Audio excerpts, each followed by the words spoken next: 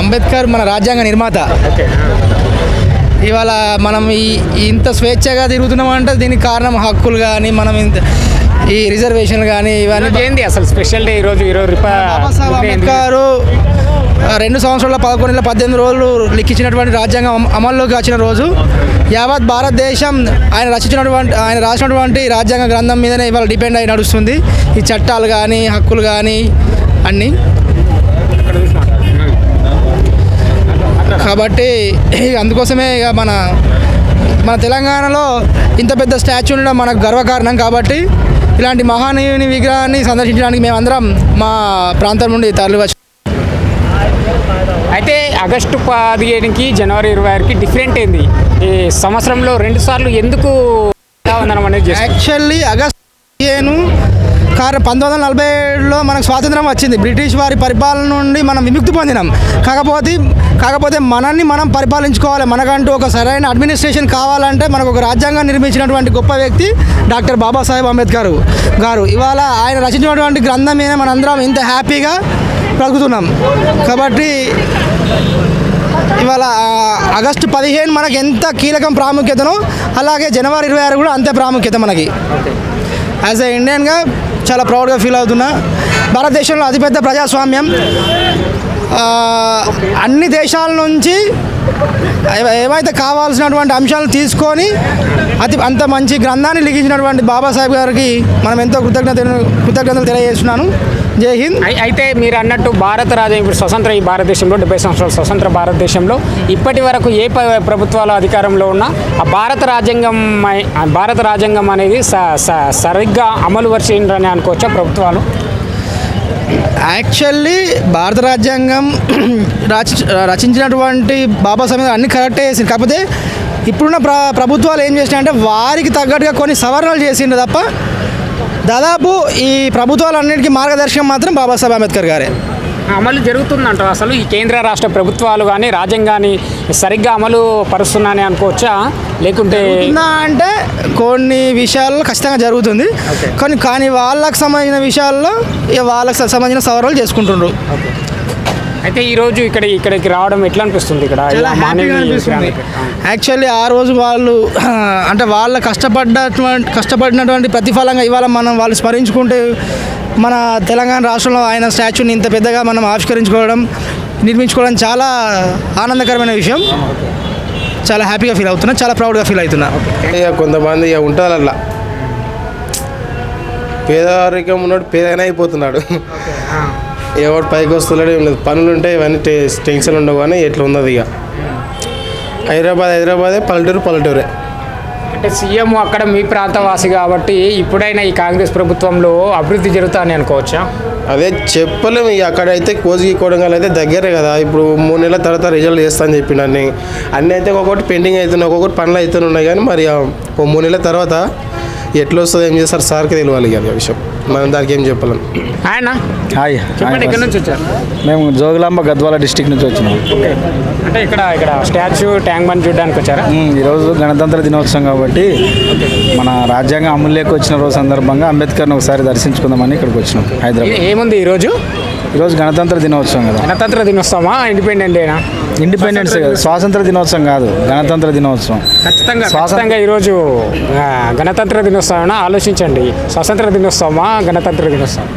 అంటే independence day వేరు, republic day వేరు. ఈరోజు అయితే స్వాతంత్ర దినోత్సవం. ఈరోజు గణతంత్ర దినోత్సవం, స్వాతంత్రం కాదు. ఎందుకు జరుపుకుంటారు అసలు ఈరోజు గణతంత్ర దినోత్సవం?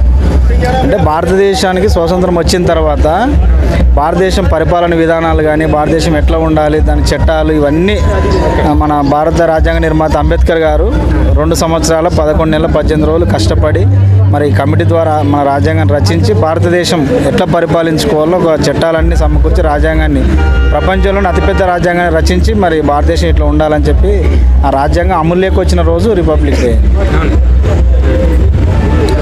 అంతే. ఎట్లా అనిపిస్తుంది? అయితే ఈ రాజ్యాంగ విషయంలో కూడా ప్రధానంగా ఆ బాధ్యతను భుజస్కంధాల మీద మోసి రాసింది దాదాపు మీరు అన్నట్టు 2 సంవత్సరాల 11 నెలల 18 రోజులు అంబేద్కరే దానికి చైర్మన్గా ఉండి రాసిండు. ఇప్పుడు అదే రాజ్యాంగం ప్రకారం ప్రభుత్వాలు కూడా నడుస్తున్నాయి, చట్టాలు కూడా నడుస్తుంది. ఎట్లా అనిపిస్తుంది ఈ రిపబ్లిక్ డే రోజు ఇక్కడ అంబేద్కర్ దగ్గరికి రావడం, దర్శించుకోవడం? నిజంగా చెప్పాలంటే ఆ మహానుభావం దగ్గరికి రావడం, ఆయన విగ్రహం దగ్గర మేము ఈరోజు గడపడం అనేది చాలా సంతోషంగా ఉంది. బయట ఎన్నో పుణ్యక్షేత్రాలు, ఎన్నో దేవాలయాలు ఉన్నప్పటికీ కూడా మేము ఈరోజు ఆయన మనకు ఒక దేవుడిలాగా మన భారతదేశానికి రాజ్యాంగాన్ని ఇచ్చిండు కాబట్టి ఆయన దగ్గర గడిపితేనే ఈరోజు బాగుంటుంది అన్నట్టుగా మేము అంబేద్కర్ విగ్రహం దగ్గరికి వచ్చినాం. ఈరోజు సెలబ్రేషన్ అయిందా మరి గణతంత్ర దినోత్సవం అయింది. ఉదయం జెండా ఎగరేసినాం మా గల్లీలో. ఇక్కడ ఒకసారి మన అంబేద్కర్ గారిని చూద్దామని విగ్రహం దగ్గరికి వచ్చినాం. అయితే మనకు స్వతంత్రం వచ్చి దాదాపు 70 సంవత్సరాలు కావస్తుంది. అందులో భాగంగానే ఈరోజు రిపబ్లిక్ డే కూడా జరుపుకుంటున్నాం.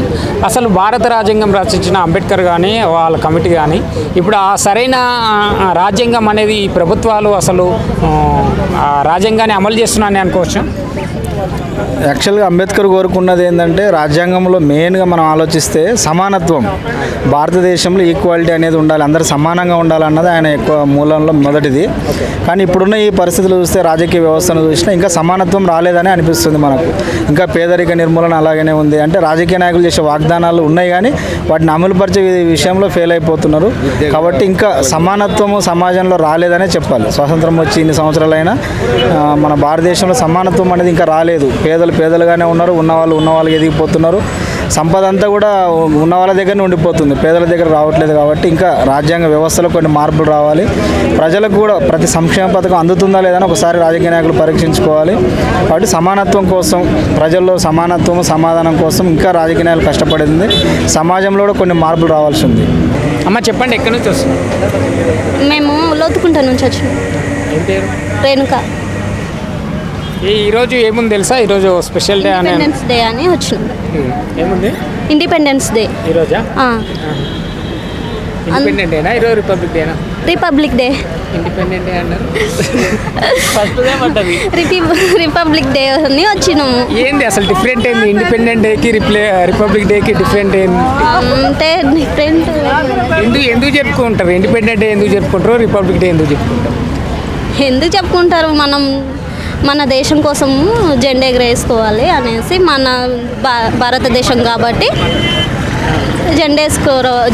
అప్పటి కాలంలో అందరూ ఫైటింగ్ చేసి అందరూ మన కోసం పోరాడి మన దేశాన్ని మనకిచ్చినందుకు మనం చేసుకుంటాం. అందుకు 2 సార్లు ఎందుకు జరుపుకుంటారు? 15th ఆగస్ట్ అంటే ఓకే స్వతంత్రం వచ్చింది చేసుకుంటాం. ఇప్పుడు January 26 ఎందుకు చేసుకుంటాం? దాని గురించి నాకు తెలియదు. చదువుకున్నారా మీరు? చదువుకున్నారు. స్వాతంత్రం వచ్చినందుకు చేసుకుంటున్నాం. స్వతంత్రం వచ్చింది ఆగస్టు 15కి స్వతంత్రం వచ్చింది కాబట్టి చేసుకుంటాం. 26 జనవరి ఎందుకు చేసుకుంటాం? అది నాకు తెలియదు. ఎంత చదువుకున్నారు? 9th వరకు. మన దేశానికి రాజ్యాంగం అనే ఒకటి ఉంటుంది. ఆ రాజ్యాంగం అమల్లోకి వచ్చినందుకు January 26 జరుపుకుంటాం. అందున ఈరోజు ఘనంగా ఆ రాజ్యాంగాన్ని ఘనంగా సెలబ్రేషన్ చేసుకోవాలి కాబట్టి ఈరోజు గణతంత్ర దినోత్సవం అని చెప్పి ఈరోజు కూడా గణతంత్ర దినోత్సవం ఆ రాజ్యాంగం అమల్లోకి వచ్చిన గుర్తుగా ఈరోజు రిపబ్లిక్ డే చేసుకుంటాం. ఓకేనా? చెప్పండి, కాంగ్రెస్ పార్టీ అధికారంలోకి వచ్చి దాదాపు 2 నెలలు గడుస్తుంది కదా, ప్రజాపాలన దరఖాస్తులు కూడా వాళ్ళు పెట్టడం జరిగింది. చేసుకున్నారా మీరు? దరఖాస్తులు చేసినాం. ఇప్పటికే మేము చేసి కూడా 1 month అవుతుంది. 6 గ్యారంటీల పైన దరఖాస్తులు చేసినాం. ఇప్పటికీ మరి ఏం స్పందన అయితే లేదు, చెప్పలేము మరి ముందు.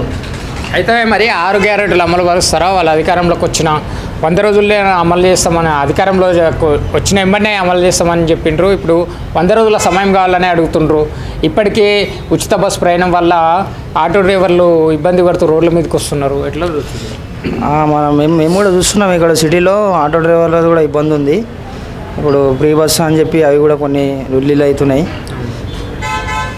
చెప్పలేము, ముందు 6 గ్యారెంటీల్లో అమలు అవుతామని మాకు కూడా అనిపిస్తుంది. ప్రజాపాలనకు సంబంధించిన దరఖాస్తులు ఇక్కడనే హైదరాబాద్లో ఫ్లైఓవర్ పైన, బ్రిడ్జి పైన ఆ దరఖాస్తు ఫామ్లు అనేటివి మనకు దర్శనం ఇవ్వడం చూడడం. అంటే ఎక్కడెక్కడి నుంచో గ్రామ స్థాయి నుంచి ప్రజలు ఊర్లలోకి వెళ్ళి, విలేజ్కి వెళ్ళి, ఊర్లలో సరే కట్ చేసుకో, విలేజ్కి వెళ్ళి దరఖాస్తులు పెట్టుకుంటే అట్లా రోడ్లపైన దర్శనం ఇస్తే ఏంది అసలు? అది ప్రభుత్వ నిర్లక్ష్యం అనుకోవచ్చా? ఎట్లా చూడవచ్చు? అంటే ప్రభుత్వ నిర్లక్ష్యం అంటే అది జరిగింది ఇక్కడనే మన మూసాపేట బాలనగర్ సైడు. అంటే అది ఫేక్ అన్నట్టు న్యూస్ కూడా వచ్చింది, రియల్గా అయితే కాదు. కొంచెం టీఆర్ఎస్ వాళ్ళు అట్లా పెట్టారని కొంచెం ఫేక్ న్యూస్ వచ్చింది. అది రియల్గా అయితే కాదు. అది ఆ ఫామ్స్, మన దరఖాస్తులు పెట్టిన ఫామ్స్ ఇట్లా రోడ్లపైన వేసారు, ఇట్లా ఆటోలలో కూడా వస్తున్నాయి సప్లైగా అని చెప్పేసి అది వచ్చింది. కానీ అది ఫేక్ న్యూస్ అని న్యూస్ కూడా వచ్చింది బయటికి. అంటే కాంగ్రెస్ పార్టీ అధికారంలోకి వచ్చి 2 నెలలు కూడా కాలేదు, ఇప్పటికే కరెంటు కష్టాలు స్టార్ట్ అయినాయి. అధికారంలోకి వచ్చిన వెంబడినే ప్రమాణ స్వీకారమైన వెంబడినే రైతు రుణమాఫీ చేస్తామని చెప్పిండ్రు, అది కూడా చేయలేదు. అదే కేసీఆర్ మళ్ళీ అధికారంలోకి వచ్చింటే, బీఆర్ఎస్ పార్టీ అధికారంలోకి వచ్చింటే మాకు కరెంటు కష్టాలు ఉండేవి కాదు, ఈ పార్టీకే రైతు రుణమాఫీ డబ్బులు కూడా అకౌంట్లలో పడేవి అని మాట్లాడుతున్నారు కదా. అంటే కాంగ్రెస్ ప్రభుత్వం కూడా చేయొచ్చు, అంటే జనాలు కూడా ఇబ్బంది పడుతున్నారు, కరెంటు ప్రాబ్లం అది అని చెప్పి కూడా చేయొచ్చు, కాంగ్రెస్ పార్టీ కూడా చేయొచ్చు. ఇప్పుడు మళ్ళీ ఎంపీ ఎలక్షన్స్ వస్తున్నాయి కదా, ఎట్లా ఉండబోతుంది కాంగ్రెస్, బీఆర్ఎస్, బీజేపీ ఏవి గట్టి పోటీ ఇస్తారని అనుకుంటాం, మళ్ళీ ఏవి గెలిచే అవకాశం ఉంది? ఇప్పుడైతే చెప్పలేము, అన్ని పార్టీలు కూడా స్టాండర్డ్గానే ఉన్నాయి, ఏది గట్టి పోటీ అనేది చెప్పలేము ఇప్పటికైతే. అట్లా బీఆర్ఎస్ 2 సార్లు అధికారంలో ఉండి అభివృద్ధి చేసిందని అనుకోవచ్చా మీరు? అంటే మీరు డ్రైవింగ్ ఫీల్డ్లో ఉంటారు కాబట్టి హైదరాబాద్లో అనిపిస్తుంటుంది. గతంలో ఈ బీఆర్ఎస్ 10 సంవత్సరాలు గతంలో చూసుకుంటే, బీఆర్ఎస్ అధికారంలో ఉన్న 2 సార్లు చూసుకుంటే ఏమన్నా అభివృద్ధి జరిగింది అనుకోవచ్చా? బీఆర్ఎస్ నుంచి అయితే కొన్ని అయితే జరిగినాయి, మేము కూడా చూస్తుంటాం కదా, సిటీలో తిరుగుతుంటాం కాబట్టి మాకు కూడా తెలుసు. కాకపోతే కొన్ని డబుల్ బెడ్రూమ్లు ఇస్తా అని అవే ఇవ్వడం లేదు కాబట్టి అట్లా కొంచెం నిర్లక్ష్యం అయిపోయింది బీఆర్ఎస్ నుంచి. మాకు కూడా అందులో డబుల్ బెడ్రూమ్ అప్లై చేసుకున్నాం కాబట్టి ఇప్పటికీ డబుల్ బెడ్రూమ్లు అయితే రాలేవు. చాలామంది దరఖాస్తులు పెట్టారు కానీ కొంతమందికి అందినాయి అన్నట్టు, ఇంకా కొంతమందికి అందలేవు. ఎట్లున్నాయి మరి రోడ్లు చూసుకుంటే, అభివృద్ధి చూసుకుంటే ఎట్లుంది హైదరాబాద్లో? హైదరాబాద్లో అయితే చాలా మంచిగానే ఉంది ఇప్పటికైతే, ప్రాబ్లం అయితే ఏం లేదు ఇక్కడ, ఇక్కడైతే చాలా మంచిగానే ఉంది. ఎవరు ఇక్కడ ఎమ్మెల్యే ఎవరు?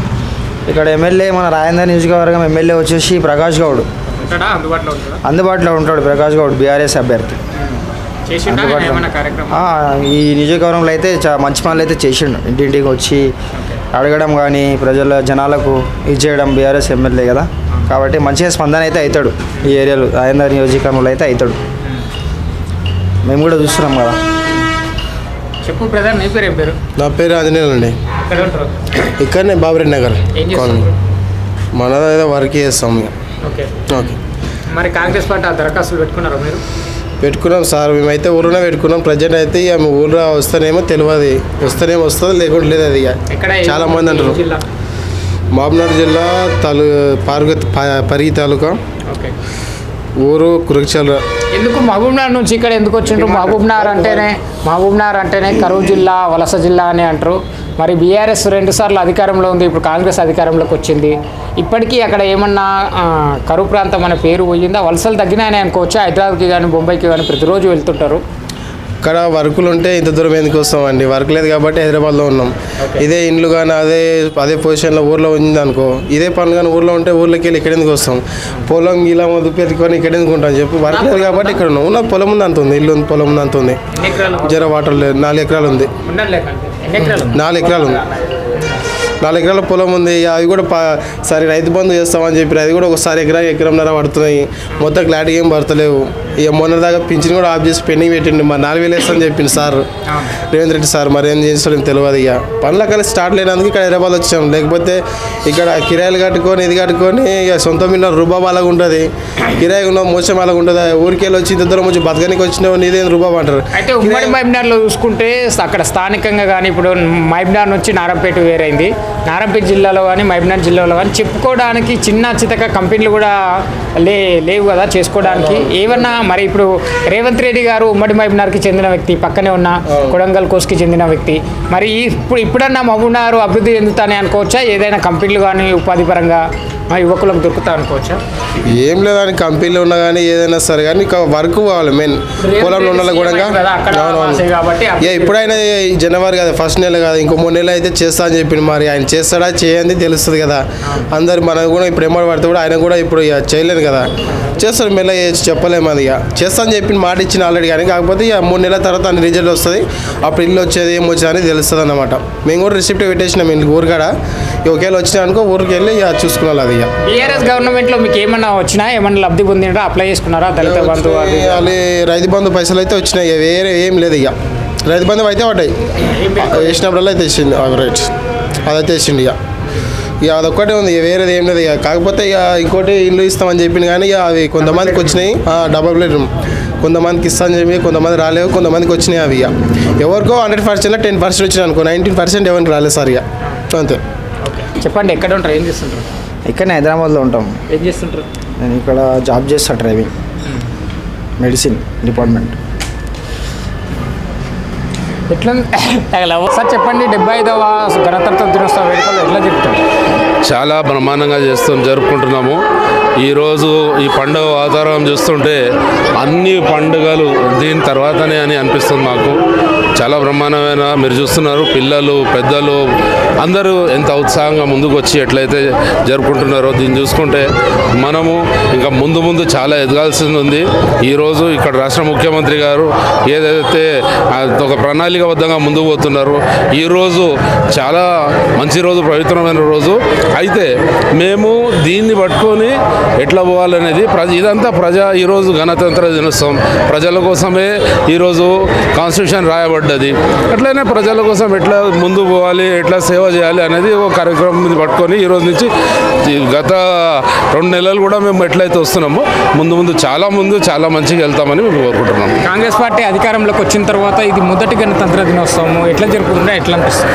మేము చెప్తున్నాం కదా, చాలా సంతోషకరంగా ఉంది. ప్రజాసేవలో ఉండాలి అనే ఒక తపన పొద్దున్న నుంచి సాయంత్రం వరకు ఎట్లయితే ఆఫీసర్లు పనిచేస్తున్నారు, ఎట్లయితే మేమందరము ప్రజలు కూడా ముందుకు వచ్చి చాలా ఇక్కడ కూడా నేను వస్తే చాలామంది ఆడవాళ్ళు పెద్ద మనుషులు వాళ్ళందరూ వచ్చి ఎట్లా చేయాలి, ఏం చేయాలి, మాకు వైట్ రేషన్ కార్డులు కానీ ఇదంటే మేము ఇప్పుడు ఏదైతే గ్యారంటీలు ఉన్నాయో దాంట్లో 100% వాళ్ళకు బెనిఫిట్ అయినట్టు వాళ్ళకు దాని అంతా ఎట్లయితే వాళ్ళ వరకు చేరాలో చూసుకుంటా ముందుకు పోతున్నాం మేము. అంటే ఇక్కడ ఇప్పుడు ఏర్పాటైన ప్రభుత్వం రాజ్యాంగానికి కట్టుబడి ఉంటుంది అనుకుంటాం, సరైన విధంగా రాజ్యాంగాన్ని అమలు పరుస్తారని అనుకోవచ్చా మీ పార్టీ? తప్పనిసరిగా ఇప్పుడు మాకు ప్రభుత్వం కొత్త కాదు, మేము అందరూ తెలుసు మేము ఎన్నిసార్లు ఎంత చేసినాం అనేది. తప్పనిసరిగా ముందుకు పోతాము, తప్పనిసరిగా రాజ్యాంగబద్ధంగా మేము ముందుకు పోయి దీన్ని ప్రజల కోసం, ప్రజా అంకితమైన ప్రభుత్వం కాబట్టి ప్రజల కోసం పనిచేస్తాము. మీరు చెప్పినట్టు రాజ్యాంగబద్ధ దాని ప్రకారం పోతాం మేము. ఇవాళ కాన్స్టిట్यूशन రాసిన अंबेडकर गारी 175 ईयर्स सेलिब्रेशन जो हो रहा, आज बाबा साहब की देन है जो आज उन्होंने संविधान लिखे बोल के पूरा देश चल रहा उनके हिसाब से। तो आज के दिन ज़्यादा महत्व डॉक्टर भीमराव अंबेडकर को देना चाहिए.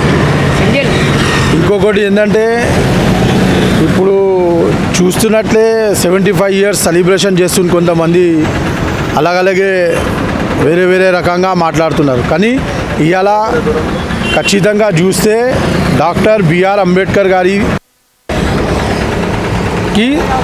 నివాళులు अर्पियाले. कॉन्स्टिट्यूशन डे टुडे आज के दिन उन्होंने संविधान लिख के दिए. నమస్తే పెద్దనా, చెప్పండి సార్. చెప్పండి, ఎక్కడి నుంచి వచ్చారు? నేను ఐడిపల్ కాలనీ ఏంది గురుమూర్తి. ఇదంతా సెటప్, బైక్ మొత్తము డెకరేషన్ ఏంది అసలు? నేను ప్రతి సంవత్సరం చేస్తాను, కనీసం ఇప్పటి నుంచి 20 సంవత్సరాల నుంచి 21 సంవత్సరం ఇది 21 సంవత్సరం నుంచి చేస్తున్నాను నేను.